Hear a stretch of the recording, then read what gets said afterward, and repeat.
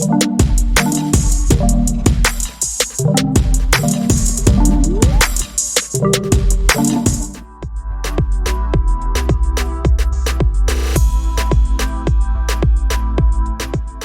to Leadership Talks podcast, where we delve into the minds of the most influential leaders in business. I'm your host, Martin Rowinski, co-founder and CEO of Boardsi.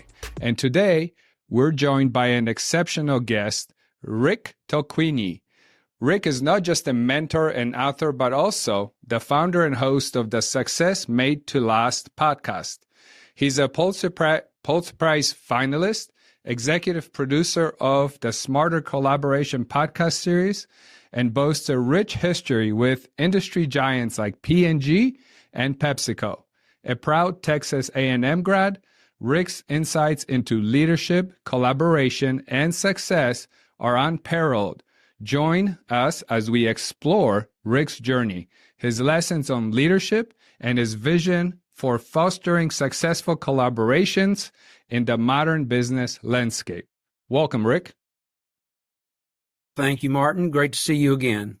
Yes, it is.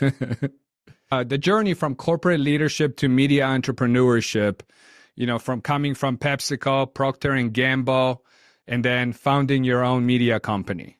Talk a little bit about that. That is a great question. I'll start with, check your bravery and courage at the front door, because all of a sudden you're not in the arms of a big fatherly figure that does $70 billion a year in revenue, or working on a brand that does $4 billion a year like Doritos. So it is, it's one of, you better look up the word bootstrap, and then you'd better leave your ego far behind, because you're going to be doing almost everything, every task associated with the business, down to talking to every customer. And it is a rich experience. It's an escape, but you better understand what you're facing.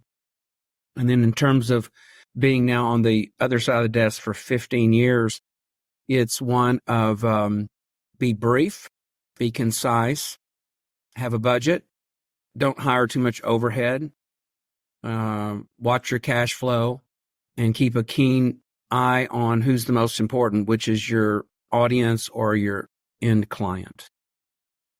I love it. You hit on 2 points that, my entrepreneur journey have, bootstrapping is, that's what I've always done. And I've never really had an ego issue, but I've consulted with a few egomaniacs, CEOs, and never seen them be successful. So very good points to bring up.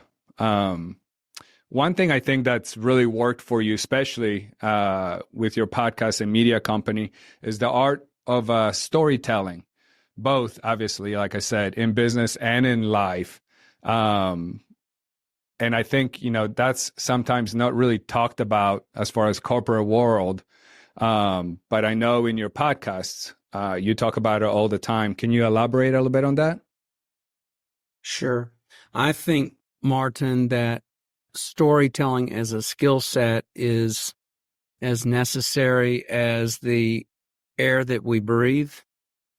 Yeah. And other key leadership traits going into the next 10, 15 years are being able to collaborate smartly. But storytelling is, there is an art and science to it. And my daughter, Jennifer, who's a film producer in Hollywood, she was in an internship her junior year. And the guy that produced the movie Airplane was her mentor. And he said, if you college graduates would just finish your college time being able to put 2 words together in a complete sentence and be able to tell a story beginning with once upon a time, and that's the end, then the world will be a whole lot better place. I'm pretty sure he's right. And I would agree. And then, but what's happened in our lifetime, though, has been this emergence of the media and the internet And so there's an attention deficit disorder. And so similar to, a project that you and I are working on, we had to hone the story down to an elevator speech because that's probably how much people can consume today. So what an important skill set to have and to continue to practice. I agree. And I wasn't aware that your daughter's in that industry. That's pretty awesome. Is she based out of LA? She is indeed. We should connect my daughter and her because my daughter's in the entertainment industry too, but more with the music artists. Oh, tremendous. So that would be maybe they can become friends. Yeah, that would be consider it done at least from a dad to dad perspective. And then Perfect. if they connect and decide to do coffee or whatever they call it, then that's up to them. Perfect. So let's talk a little bit about mentorship and leadership, lessons learned for you, your experience with mentorship. Did you have a mentor, your key leadership lessons, things you've gathered throughout the career, throughout your years? I mean, again, P&G, PepsiCo, no small companies that you were working for. Thank you for asking. I have never been shy about asking for someone to be my mentor. So my list of mentors is incredible. It's been a blessing. And to this day, I think I have 7 mentors that surround me. And you got to meet one of them today, Mr. Yes, John Pepper, former chairman of Procter & Gamble and Disney. And I think what people mistake is if you have to be in front of someone face to face, or can someone be a mentor who's already passed away? And I have live ones, and then I have distant ones, and then I have ones that have passed on. And I'll give you an example of one current one that I am most proud of. Bill Halamandaris is used to be the lead of the oversight committee for the U.S. Senate. And he was introduced to me by Tim Love, who was the vice chairman of Omnicom, I think the largest ad agency in the world. And Bill has become a mentor. His mentor was Viktor Frankl, who wrote Man's Search for Meaning. Yeah. So I have become a junior Viktor Frankl as a result. And then one day, Martin, I asked Bill, who was Victor's favorite mentor? And it was Sigmund Freud. Oh my gosh. And so that's what's wrong with me. That's so when I have these weird days, I trace it to that, but that's surrounding yourself with greatness. Oh my gosh. I felt it this morning talking to you and Mr. John Pepper. I mean, what an honor. And he is just incredible and so sharp still to this day. It was pretty amazing. I thank you so much. Yeah, you bet. Yeah, I was telling my wife, Carla, I said, so Martin and I got to meet with the guy that told Bob Iger what to do, who told Mickey Mouse what to do. So it was, you almost sit back and you're waiting for every word, which is one of the things that he described as one of the great characteristics and qualities of a wonderful board member is measure your words. Yep. Only speak when you need to, and make sure those words are effective and not just, I guess the best way to put it, fillers, and make your awareness, right, that you're there. That's right. Yeah. Exactly. So the role of creativity in business success, exploring your creative endeavors in publishing and podcasting. First of all, what drove you to, or like, where did that idea come from? Obviously, after leaving the corporate world, that's so different and unique. And I love your podcast, but it obviously coming from corporate world like you did, what drove that idea? Yeah, the moment of the eureka moment or aha or possibly an epiphany was a friend of mine, a graduate of University of Colorado, who was the editor of Guidepost magazine and books. He and I were talking one time over lunch in New York City about this new way of communicating, and he had studied all these high school and football college players, and with a friend had built what they called the Bible for recruiting. And this is what colleges were using to select their college players long before NIL, long before Nick Saban's system, And he said, we're going on the air on what's called a podcast. This is 2009. And I said, tell me more. And so he inspired me. Ross inspired me to get into it. And I swear, Martin, it was 2 lemonade cans with a string in between the middle, because it was almost like ham radio operators from Poland to China going, come on in, so it was awful, but it was the start of audio storytelling. And so podcasting has found me. I didn't find podcasting in retrospect. And so I love what you're doing. And I really cherish my time when I'm interviewing other podcasters like Matt Abrahams yesterday, who was he blew me away. He's written a book for people like you and me, Think Fast, Talk Smart. And it's like, oh my gosh, it's a treasure trove for podcasters or basically any other leaders. But so anyway, that's where that started. It is so true. And like even having that moment when you do podcasts, and as the host, you're like sitting there you're learning, and you're hoping that obviously other people listen and do the same, and bringing on key leaders. I would say the same thing for me. Why my podcast came alive was because I was interviewed so many times, and I was just like, you know what? I have so many connections that can give back to the community so much. Why would I not do it? Which now transformed this Leadership Talks into another podcast, which is called Boardroom Chronicles. I did my first official episode yesterday. And it's focusing on one topic when it comes to boardroom, discussing some of the articles that we've written at Boardsi. And it was pretty mind-blowing, the things you can learn from people that you bring on as a guest. So you're not just writing it down. Yeah. So navigating. Exactly. What was that? Let me interrupt and ask you a question. Yeah.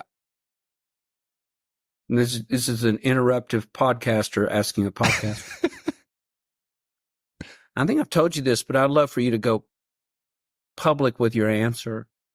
There is a tension inside boards when you come on a board and they're in the middle of Series A fundraising, and they raise funds at X valuation, and your expectation as a board member is that you're going to stay on until the company is sold, and then Series B and C comes along and dilutes the value of the company, and then that group inside the board that's calling them Series A tribe, they want to get out.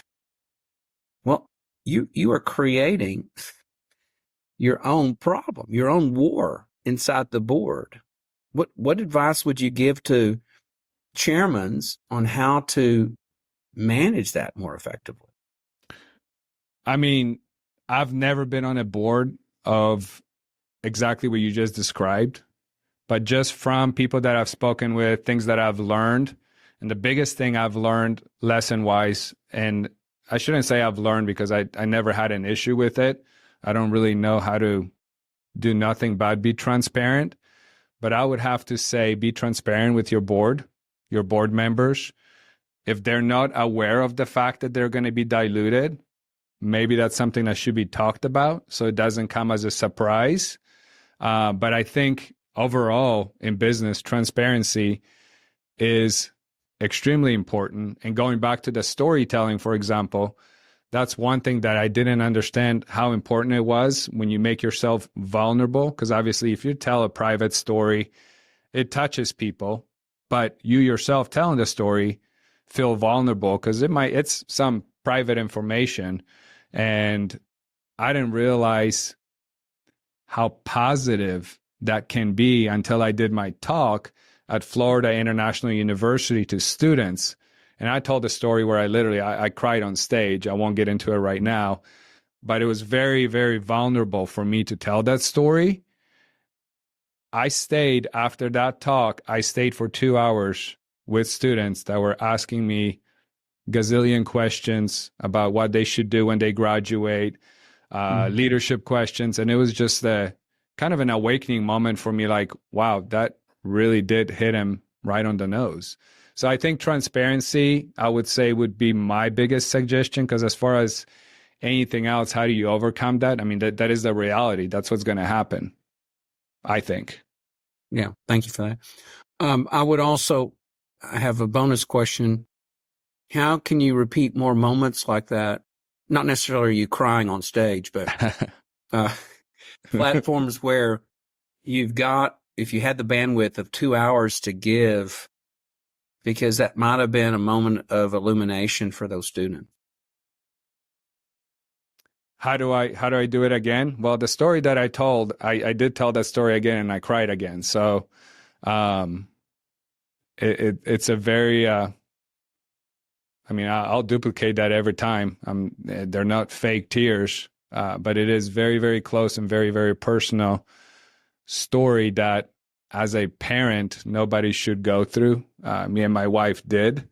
And just thinking about it right now, I'm starting to get goosebumps. So I think, again, if you're transparent and it's a true story and not something you made up, it can be repeated. And even when I did that the second time around in front of adults, it was nothing but hugs. So, again, different than obviously students, but well, thank you it for was that. Adults, parents, and they understand what we went through. So, but just opens up the door. Yeah, that's right. All right, so back to to the podcast. Interviewing me. Sorry. No, it's okay. Can't help myself. You're a podcaster. I'm a podcaster now, so it's totally understood. Navigating the world of mergers and acquisitions, with your experience in strategies and handling M&As, how did this shape your business acumen? I'll try to be brief because it was ugly. I'll name names. This was Colombo yogurt selling to General Mills. And we worked our fannies off to build the company and to manage and lead annual recurring revenue. And then the acquisition came along, and I personally prepared Bibles of information on 17,000 locations. And then summarily, General Mills, who had this vision in mind, let every single person go with the exception of my director of research. So I would say I was naive about what was going to happen in the end. And I was totally naive that they would dissolve the brand, that it was an offensive acquisition, that all they wanted was share in New England, and which is the market that we dominated. So that was my experience. I would say go into it eyes wide open, try to ask great questions, and don't be naive. It was a lesson you learned and obviously remember, which leads me to our next question. And I don't know if you have another pivotal moment, but from your time at major corporations, P&G, PepsiCo, what shaped a pivotal moment that shaped your leadership philosophy? I would say it was when I took the leadership team to Sundance, Utah, and we were personally taught by Stephen Covey. And he's weeping in front of us with his steely blue eyes and Mr. Clean bald head, teaching us how to write mission and vision statements and begin with the end in mind. And I am a walking, talking Stephen Covey to this day. Wow. You're a sponge, and you've had great mentors. I mean, I've been so lucky. I mean, I had Zig Ziglar, and it's like he talks more Southern than I do, so I had to listen carefully to that Southern Alabama accent. So that's it. It's the Stephen Covey moment, and Okay. every time I talk to you, I think I'm doing a little bit of sharpening the saw. We got it this morning in our meeting with Mr. Pepper. So it's you got to keep practicing. You do. Get better and more comfortable, and I can't say you ever get used to it, but definitely becomes easier, I think. That's right. Now let's focus about your podcast. You do talk to obviously some amazing people, also ordinary people, but all of them living extraordinary lives. They've done amazing things. What are a couple of common traits you've observed in these individuals? Number one, they have gone on their own personal odyssey similar to you, and they have figured out that at the end of their life, it's not about the digits in the bank account. It's about what lives they changed along the way. Number two, somebody in their life shaped their heart to have that condition. And that we need to thank those mentors, acknowledge them, and then try to pass on their wisdom. Those are the two. That's awesome. Thank you. What advice would you give to leaders and entrepreneurs when it comes to, we already touched a little bit on mergers and acquisitions, but we can keep it general. Two pieces of advice. Remember what your mom taught you or that you learned in Sunday school, that God gave you 2 ears and 1 mouth. So learn to listen deeply. And then I would say, if you are in the position where you have to be like Neutron Jack at GE, and you have to let people go, do it with as much grace and kindness as possible, because a person needs to walk away with their dignity and their chin held high. That's it. Thank you. Okay, here's a couple of quick questions. As a host who has interacted with various inspiring personalities, do you have any particular memorable or humorous anecdotes from your podcasting experience that you could share with us? Yes, this one is about overcoming physical challenge. And our number one show in terms of downloads and ears to the show was with Mike Berenstain of the Berenstain Bears. And they've sold over 300 million copies of books from Stan and Jan, his parents. Stan was not able to enlist in the Army for one reason, and it came out in that show. It was because he was blind in one eye. And he was the lead artist for the Berenstain Bears. So I love that story of overcoming that obstacle and never saying never. Never give up. I never give up. And then I've got, we've done over 3,000 shows, so let's see if I can conjure another one up. Steve Sassoon, who helped invent digital photography for Kodak. And I was a summer intern with them probably before you were born. And I wanted to know what happened in the boardroom when Kodak decided to not pursue digital photography. As in, what happened to you idiots? And somebody decided, even though they had it in their hand, Martin, and they knew what was going to happen down the road, somebody was so protective of their film and their chemical business They could not see the That's forest for the trees for the forest. And it's like, oh my gosh, people stay open-minded. Think about the future a little bit and don't be stuck in your silos. So that's it. Those are the two biggies. I always call that think outside the box a little bit. Just a little. Just a little. Yeah. All right. Here's a couple of quick fire questions. Having experienced both worlds, corporate leadership and entrepreneurship, which one resonates more with you? Entrepreneurship. No performance appraisals. All right. Here's another one. Storytelling in business versus personal narratives. I would say in business, because the business seeps over to personal. Okay. As someone who has made significant strides in both fields of podcasting and publishing, if you had to choose one, which one? Significance in... I'll take significance in general. I would say that you got to go where the audience is, so it's got to be podcasting now. Awesome. I love podcasting too. You really get to know somebody. Yep. You're good at it. I'm very impressed, but I'm impressed with you anyway. So, thank you so much. It's another leg for Martin.